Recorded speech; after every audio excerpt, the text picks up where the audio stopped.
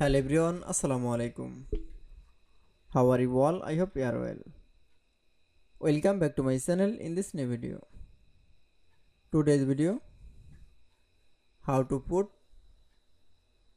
current time in Google Sheets. So let's started. At first, open your Google Sheets document file. Firstly, then show the Google Sheet document. Now for press this current from the time in that. Now select from the click for the current time option is the serial number.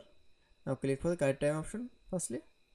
Now keyboard press from the Control Shift semicolon. That is. Then show the current time.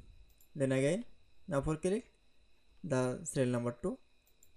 Now keyboard press from the Control Shift semicolon. Then again is the same process. For now for click. Keyboard press. That's it. Then show the put current time in Google Sheets. I hope to enjoy the video.